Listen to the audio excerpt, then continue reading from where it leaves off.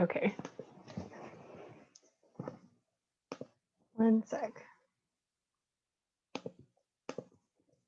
Okay, if you're just coming in, please sign in.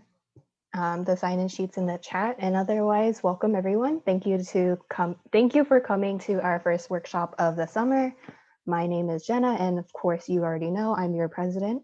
And today we have two presenters from the Education Abroad office, Hannah and Sarah. And take it away. Thank you so much, Jenna. Special thanks to you for helping us set this whole thing up. So as Jenna mentioned, Sarah and I are from the Education Abroad office. We work as goalies, which is Global Opportunities Abroad Leaders. So we help students kind of get oriented with studying abroad and the process it takes to applying and getting abroad. So we're both graduated. We just graduated last quarter, but we were psychology students as well. We both graduated with psychology. We both studied abroad.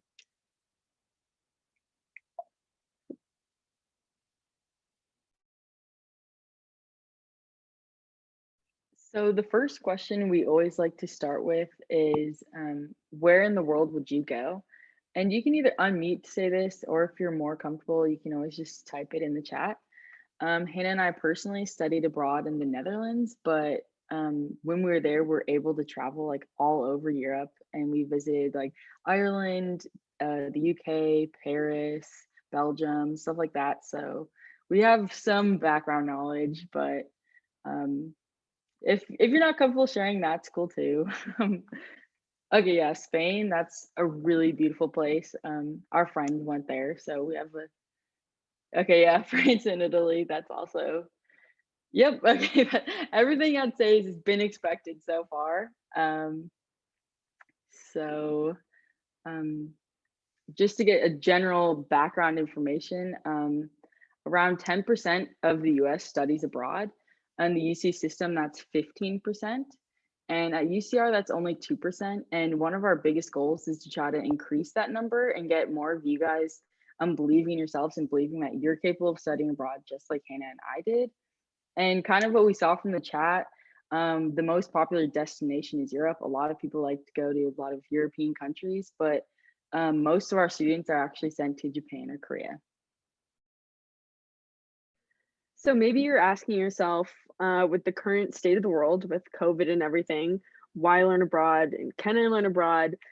Just to like let you guys know, we did send students abroad in spring quarter, and there's also students who are studying abroad this summer quarter. So it is possible, and we are sending students. So that is a good sign. But I know like COVID is a very touch and go situation. As the vaccine rolls out, it's becoming easier to study abroad and get abroad and travel and everything.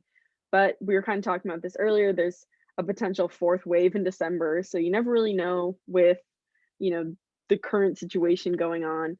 And that's kind of one of the reasons we recommend preparing and kind of getting everything organized 6 months to a year in advance if you want to study abroad. So earlier the better. So if you're here now, it's a good sign. Hopefully you guys can kind of use this information and start planning your trip. And Sarah's going to kind of go into some depth on some things you can learn about and some skills you can gain from studying abroad. As Hannah said, we really believe everyone should be able to go abroad. And some of the reasons we think they should is because all these skills that you can see here that can be improved while studying abroad, these are really useful for when you're applying to grad schools or if you're applying to jobs. Saying you have some intercultural skills, for example, is really important in this global world that we live in, especially with online interacting with people all over the world. When Hannah and I studied abroad, we were meeting people from all over. We had people from Argentina, Germany, Vietnam. So you really get to interact with people that you would no way like meet before. And that's something really cool and that we think is super important for you guys as well. Yeah, and just to quickly add to that, I know this is probably something you're going to get asked for graduate school applications or interviews. Me and Sarah both got asked this question about diversity. And I mean, UCR is super diverse, and we're so blessed to have such a diverse campus. But, studying abroad, you learn so much more about diversity as well. Like, we have a great opportunity here, but education abroad can really help you kind of narrow in that answer of what diversity means to you. And specifically, what can students who are psychology majors get out of studying abroad? So as of recently, only 17% of students who go abroad are in the social sciences major, and even less of that are psych students. So we think a lot of students aren't aware of the benefits of studying abroad, specifically for psychology students. So some of those things include research and academic experience. For example, I went abroad in the Netherlands, and I was lucky enough to get a lecture from one of the people who drafted the DSM-5, specifically the schizophrenia section. And some of the things he told me are like super unique and super crazy that I wouldn't have like heard otherwise. Like that was the one time I got to hear this like really valuable information, and definitely shaped the way I look at, and study psychology. Another thing you can gain is enhancing your cross cultural skills, which is really important with medical care and mental health care. A lot of the time, you hear diversity being an issue and the lack of diversity, and not understanding the cultural reasons why someone may have symptoms present differently than the general public or something. That's something really important to learn and to enhance if you want to be a psychologist, really, and understand how people work. Another reason is it's helpful to learn about the origins of psychology. So when I went abroad, I was able to really like look at some of the things that were started in the Netherlands, some of the like principles there, and kind of they're considered one of the happiest countries in the world. So it's nice to know why they are the way they are. And then lastly, an abundance of courses. So something that's really awesome about learning abroad is you get a whole catalog of new courses to look at that can be specific to your major. So for example, I took an abnormal psychology class abroad, which was taught in a different approach than I took both. I took one here, I took psychopathology here and abroad. For some odd reason, the credit didn't transfer over, but from taking both, I can say they're totally different classes and courses. The things that were covered, the topics, and even the approach to the topics were super different. So the abundance of courses is definitely something to think about if you're going to study abroad. And then we also have a lot of common myths about education abroad. The first one is that you can't progress your degree when you're abroad, and this is certainly not true. As I mentioned earlier, there's an abundance of courses abroad. For example, you can take abnormal psych, which is kind of a difficult class to get here at UCR. Elsewhere, and it can be even easier. So I was able to do that, and I was actually able to take a ton of courses that are difficult to get, like sociology, anthropology. And I was able to take those abroad, and I was eventually able to graduate, as I just did recently. Another thing is that people think it's too expensive to go abroad, and this is definitely not true. The education abroad offers numerous scholarships. You can also use your financial aid to study abroad. For Sarah and I's case, it was actually cheaper for us to study abroad than it was to attend UCR. We paid less for that quarter, which is pretty insane. And then another common misconception is that it's too dangerous to go abroad. And this is very fair, especially with COVID. It can seem a little dangerous, but there's a lot of resources we offer and host universities offer to make sure you're safe abroad. I know when I was in the Netherlands, I felt safer walking around at night than I do here. And that's, I think, true for a lot of countries. And then one more thing is just things to consider about going abroad. So the number one thing that most people will say that's really important for them about going abroad is the location. Netherlands is super important to me because I'm Dutch and I want to know a little bit more about my family history. So that was a big reason for me. Another one is academic needs. So, if you're a psychology student, you take these certain psychology classes, and that's something you should really consider. Like, am I going to be able to take these courses when I go abroad? And then another one is personal goals. So I really want to work on my cultural skills, and I definitely got that because I went to a international school, which definitely helps. So there were students from all over the world studying at my school, which is really awesome. And then the last thing to consider is program costs. This is probably the number one thing that holds people back from studying abroad, is they think they can't afford it. But like I mentioned, there's a number of resources to help fund your trip abroad. And then one more thing, we have, and then I'm going to pass it over to Sarah. We have 3 types of programs here at UCR. The first one's UCAP, which is UC Education Abroad programs. Then we have FLEAP, which is faculty-led education abroad programs. and then OAP, Opportunity Abroad programs. So I'm gonna let Sarah kind of dive into each of those. So first we have UCAP. This is the program that Hannah and I did, and this one's really nice because you're getting UC credit, grades, and financial aid. So some of the stressors that you may have or expect of studying abroad actually may not be something you have to worry about at all. So you get to remain enrolled at UCR. So that means like all your credits that you get, all the classes you have, will show up on your UCR transcript. You're also able to get federal, state, and UC financial aid, and there's also specific UCAP scholarships and awards available. You can check that out on the link that I sent in the chat earlier. And it's nice because there's this internationally recognized health and safety support available through UCAP.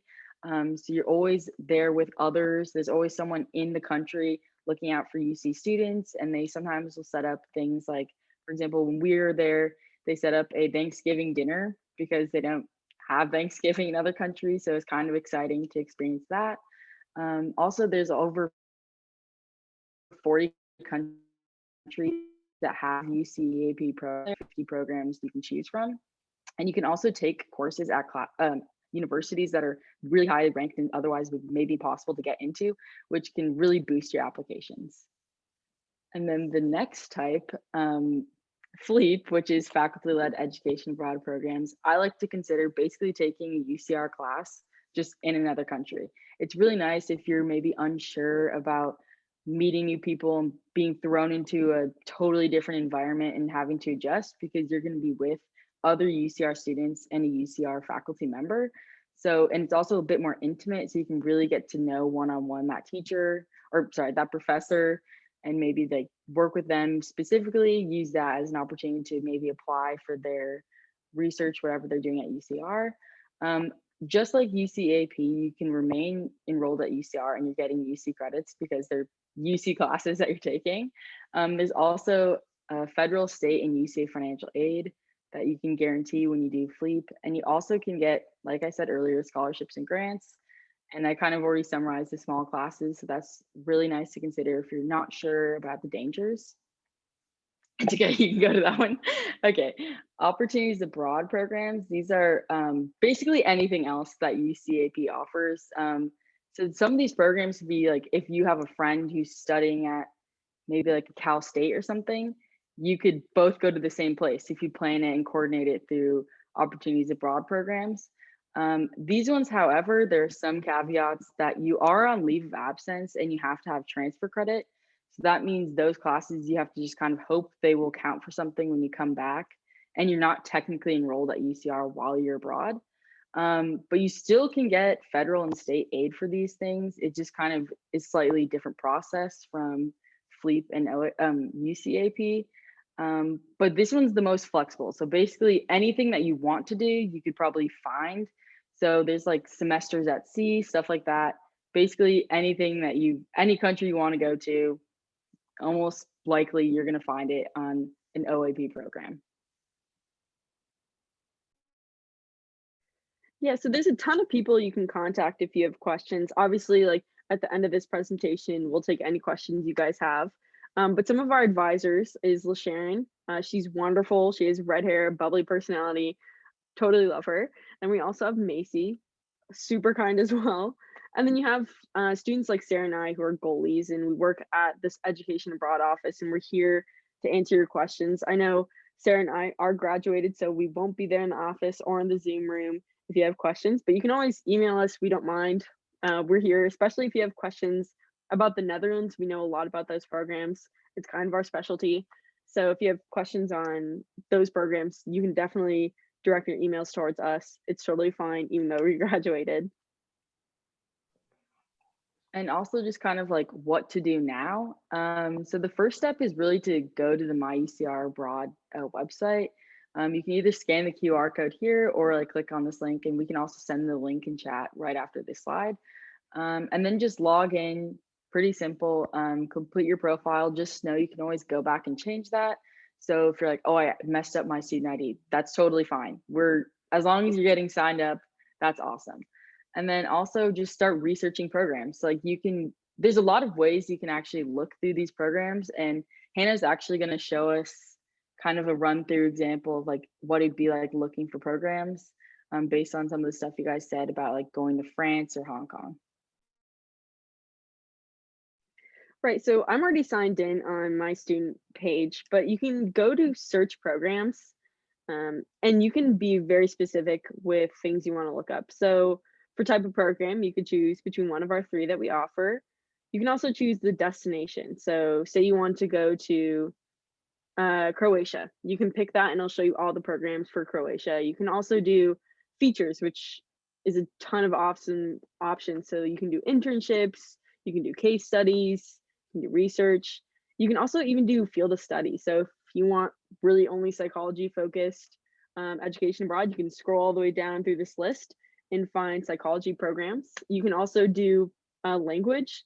If also, this is something that we like to point out, as psych students, we most of the time have to take the language requirements, which can sometimes be a pain in the butt. I had to do it and I didn't like it that much. But you can do this abroad and it makes it a lot easier to learn that language. I know when I took Dutch, I could not remember any of it when I was here, but then as soon as I went to the Netherlands, it all came back to me because I was using it again. And that's definitely something I recommend if you really want to learn a language, is going where they can actually speak it, because no one speaks Dutch here, so it's pretty difficult. And you can also look at even providers. So there's a lot of different options you can do, a lot of different programs. So say you have a friend at El Camino College, you can pick El Camino College and study abroad with your friend who goes there. But hopping back into the presentation.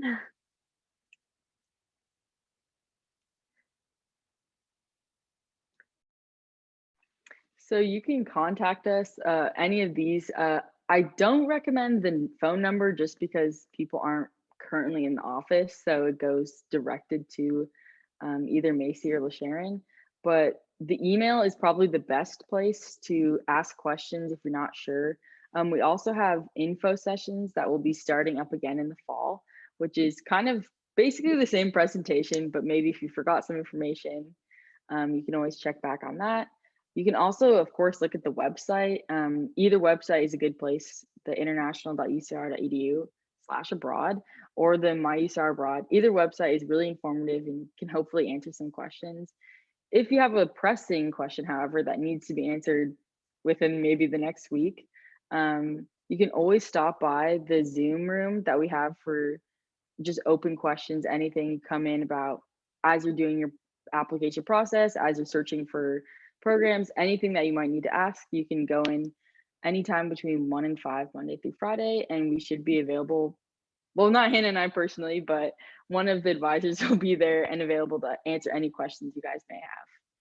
And also, real fast, before we jump into questions, we have the link that I just sent, just kind of about every student at UCR pays this like $2 fee, and it's kind of like you can decide where you want it to go. So we really appreciate it if you could fill that out. And if you save the email that you get confirming that you actually filled that out, you can go in some raffles and try to maybe get some prizes in the coming year. Yes, I know there's not too many of us here, but if any of you guys have some questions, things about some common questions are like about me and Sarah's personal experience abroad, or housing is a big one. Housing can be really stressful when you're going abroad. Cost, length of programs. We can kind of give you some, answer some of your general questions about studying abroad if you have any. You can also type in the chat or unmute yourself, either works.